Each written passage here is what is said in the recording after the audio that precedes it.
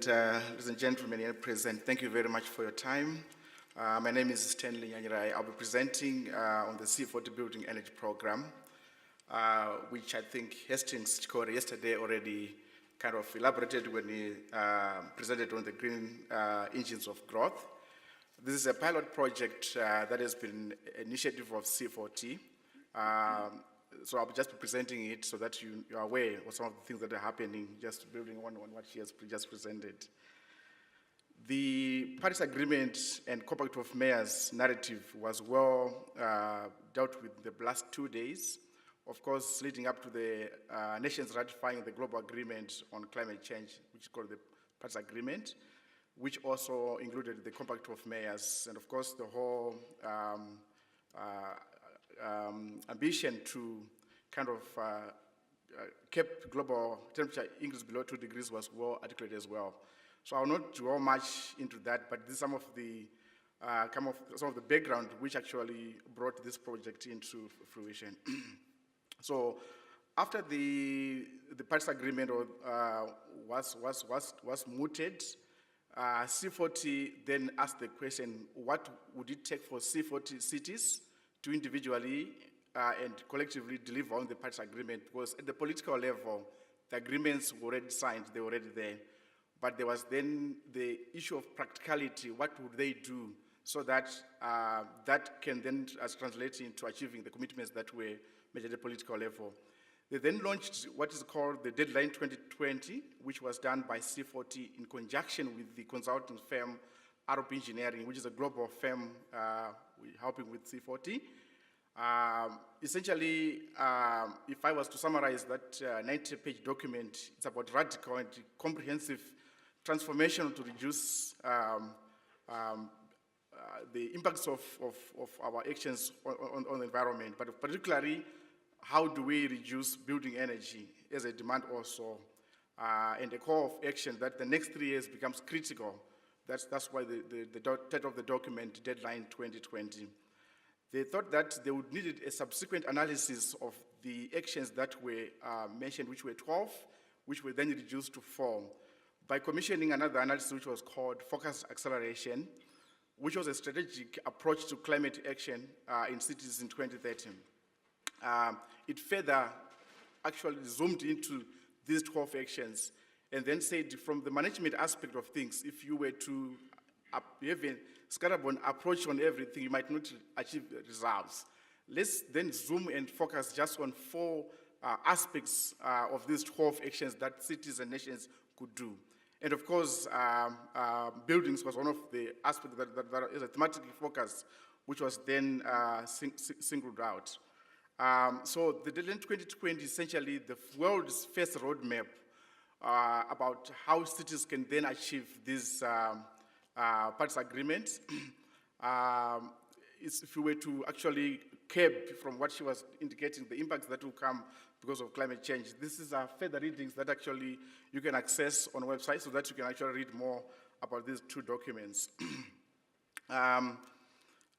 The call to action was essentially saying that if you were to do business as usual, the white line which is going up, this line, this is our emissions.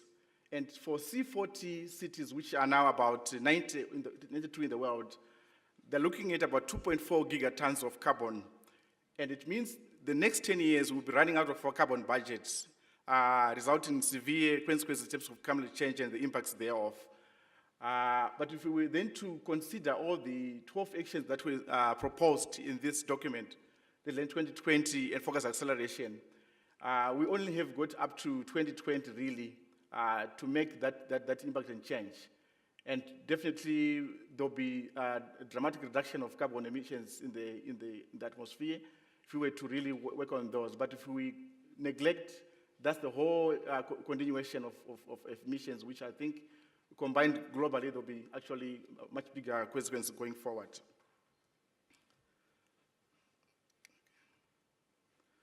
Why focus on buildings?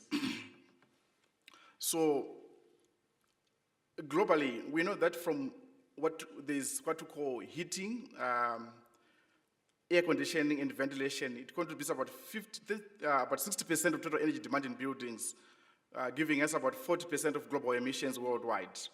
And also the lifespan of buildings, we are looking at 20 to 120. So it's very important that when we build, we really have got to, it's essential that we lock in carbon reductions so that we don't sit with a challenge of building that gas or energy, and also emissions are going up every time, because it takes more time than the life cycle of buildings to convert them or to retrofit backwards, and also to look at new designs that would reduce the emissions going forward.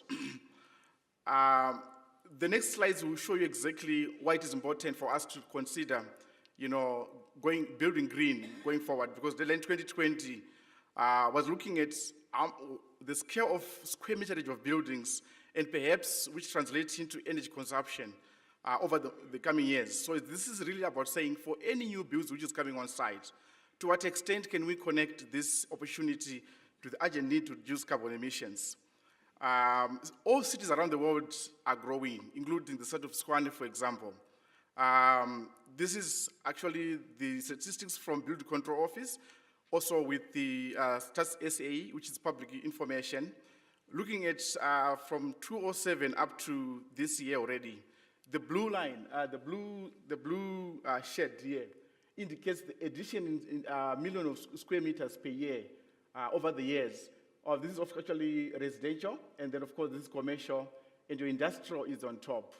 I just put this slide on top just to show it to the extent to which the cities are growing. So actually, as we are happy that the cities are growing, there's also the concern that every square meter of build that is added on ground, it adds to kilowatt hours that goes into consumption of energy. Just to further elaborate what Councillor Williams just talked about, the Green Emissions report that was done 2014-2015, showing that for Tshwane, our total combined emissions in that year were 20 million tons. Out of that global figure, waste is 39%, of course, energy 45%, transport 16%. Buildings fall on this yellow pie. That's why I think the focus then becomes buildings, buildings, and buildings.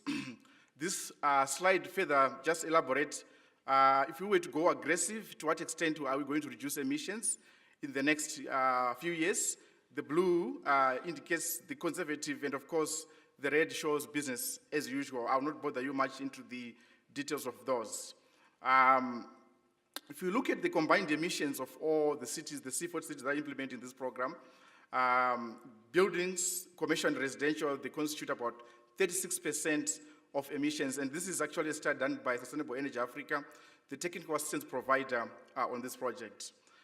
The strategic objective and aim of the project, first of all, I'll go with the aim is to support the four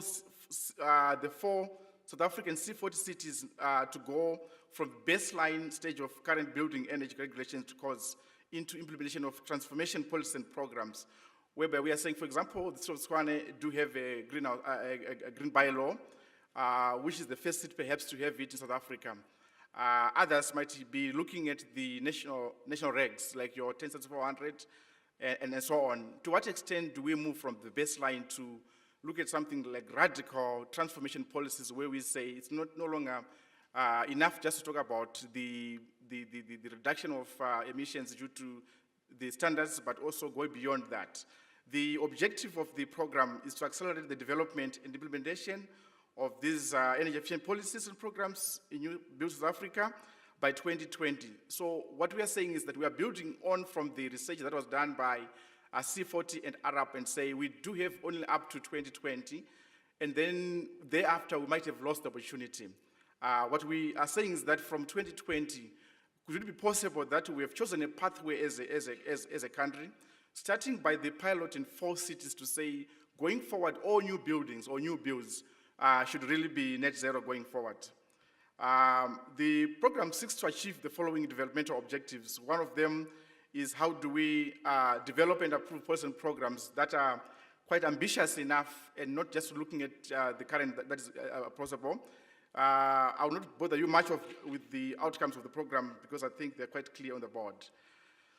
For the commercial sector, indeed, the SSGs are not a financial no-brainer, but what about the informal settlements that have been actually elaborated for a long time? For all these malls that are currently coming up in the private sector, every kilowatt hour which is generated on site is actually a plus because it goes on to saving energy and saving money which goes to for electricity. But then the issue is now, how then do we kind of have an inclusive development of our green builds, which includes also the informal settlement. This mall is in South Africa, and I will not mention it at the moment. Just to go back in terms of the program, what he has done so far, on the 16th of April this year, Sustainable Energy Africa and C40 came together to sort of kick off this program in Pretoria, where all the 4 cities were represented here in Pretoria.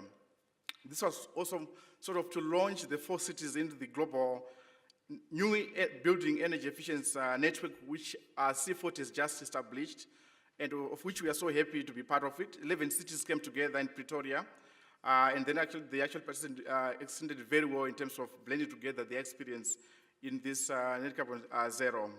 Further to that, the cities also met in Cape Town, 17 and 18, to further refocus and synthesize their work plans on this South African building program. Of course, there were many pathways that could be parted out of it. One would look at, for example, if we were going to look at the Sense 2011, this could be the possibility of pathways. The gray line, if we were looking at the SANS updates, which is coming up by the end of the year as we had, that could be the line in blue. But if we were to go for higher enforcement of the standards, we go with the orange line. And the brownish line there is when we look at both all the interventions, the 10400, 204, and maybe the bylaws and everything else that we're going to do as the cities. This could be where we could end up in terms of our emissions and our consumption of energy going forward. The cities also kind of came together and shared very interesting from the global network. Rio de Janeiro shared, perhaps just to look at the previous slides, how else can we get there as South Africa in terms of reducing our carbon emissions? They shared on the qualified non-compulsory decree, which was really very interesting to show how they compete with San Francisco, with other cities around the world, including their local Sao Paulo. Mexico City presented on the Programa de Climática Mexico, which was actually a very interesting program to also borrow a leaf from the country. And to what extent can we borrow from the international cities and also try to plug that into the local context?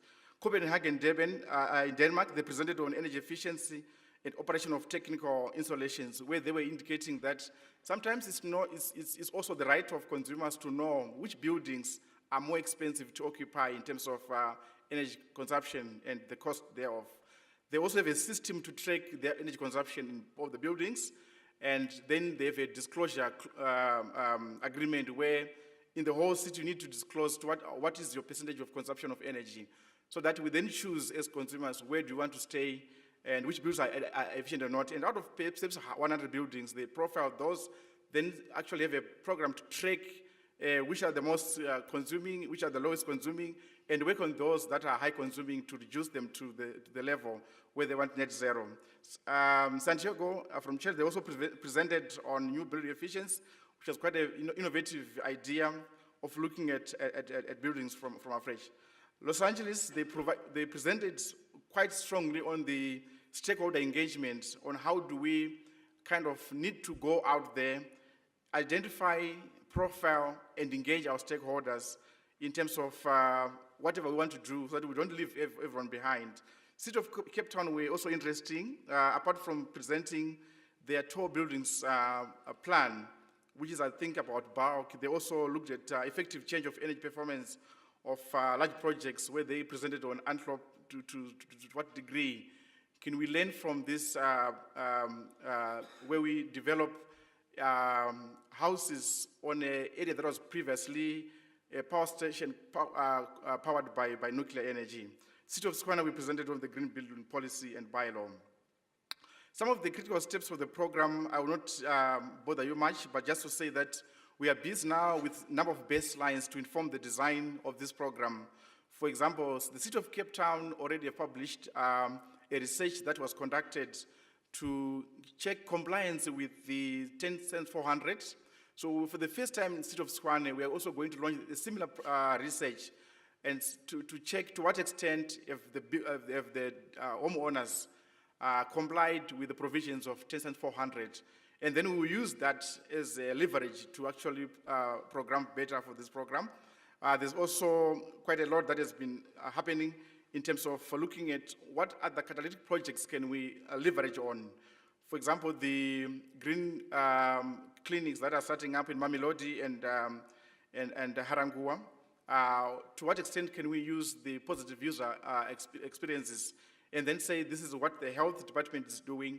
Can we also now roll it up as a city-wide so that we can actually roll this program? There's also work to be done in terms of, for all the 4 cities rather, to look at starting from internal before you go external and engage all the departments within the municipality, be it energy, electricity, be it legal, be it group finance, where the models are going to be disrupted, obviously, because of the PVs, be it supply chain, how do we buy green, of all things that we want to do, and so on and so on. The World Green Building Council has already drafted commitments around the world to bring subnational governments to raise ambition on delivering net zero carbon buildings, where they are saying 2050 is too far. Can we look much closer, maybe 2030? And perhaps let's use the pilot that has been launched in the 4 cities in South Africa, being eThekwini, Johannesburg, Cape Town, and Tshwane, and then sort of rally behind that all other countries around the world and say, let's all go to say all the buildings from 2030 actually must be green going forward. So we will use this program actually to align with this ambition, and perhaps the lessons that are going to come out from this pilot project will then be shared in September when they officially launch this global call to say that we need to actually make all zero carbon buildings, yes. Of course, one of the aspects of this program, or thematic focus, is also how to replicate and improve in terms of accelerating climate action by connecting and advising and inspiring, and of course the influence. For example, once we have gotten this project very well off the ground, and also influence in September when we launch this new platform, then to use some of the lessons that were gleaned from the project to actually influence the whole world. The C40 program offers inside the C40 cities and also non-C40 cities. Hopefully, there'll be opportunity to share our experience from this pilot project going forward with other non-C40 cities around the world going forward. Thank you very much.